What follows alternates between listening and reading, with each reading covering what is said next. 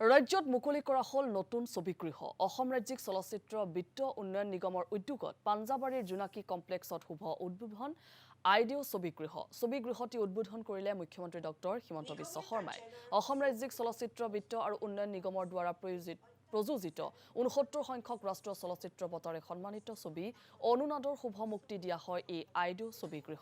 ছবিগৃহ মুকলি কৰি মুখ্যমন্ত্ৰীয়ে কয় ৰাজ্যত নিগমৰ উদ্যোগত 5টা ছবিগৃহ নিৰ্মাণৰ কাম চলি থকাৰ লগতে আৰু 9টা পুৰণি ছবিগৃহৰ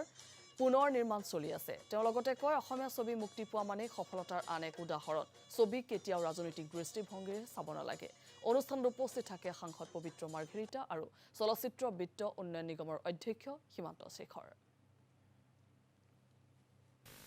1974 চনৰ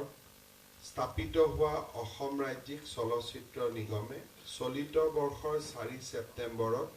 50 বছৰ সম্পূৰ্ণ কৰিব সোণালী জয়ন্তীৰ দুৱাৰদলিত উপস্থিত হোৱা নিগমৰ বাবে অসমীয়া কথাছবিৰ প্ৰথম গৰাকী নায়িকা আইডো সন্দিকৈ নামত উৎসৰ্গিত এই ছবিগৃহৰ উদ্বোধন নিঃসন্দেহে এক গভীৰ প্ৰাপ্তি আৰু আনন্দৰ অভিজ্ঞতা 2013 চনত এই ছবিগৃহ নিৰ্মাণৰ কাম আৰম্ভ কৰা হৈছিল 5.55 কোটিৰো অধিক টকা ব্যয়েৰে 240খন আসনযুক্ত এই ছবিগৃহ উন্নত প্ৰযুক্তিৰ সংযোজনেৰে নিৰ্মাণ কৰা হৈছে এক উদ্যোগৰ ৰূপ পৰিগ্ৰহ কৰিবলৈ সক্ষম হোৱা অসমীয়া চলচ্চিত্ৰৰ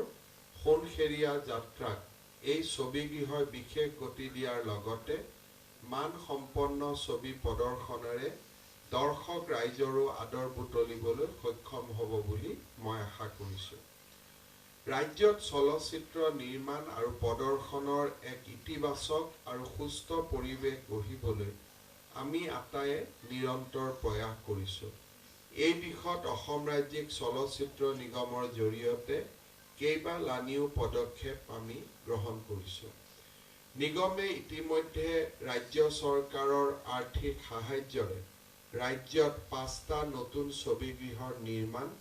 আৰু 9টি পুৰণি ছবিগৃহৰ পুনৰ নিৰ্মাণৰ কাম কৰি আছে তদুপৰি নিগমে 56জন আঞ্চলিক ভাষাৰ চলচ্চিত্ৰ নিৰ্মাতা আৰু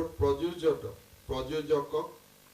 এতিয়ালৈকে প্ৰায় 1 কোটি টকাৰ ৰাজসাহায্য প্ৰদান কৰিছে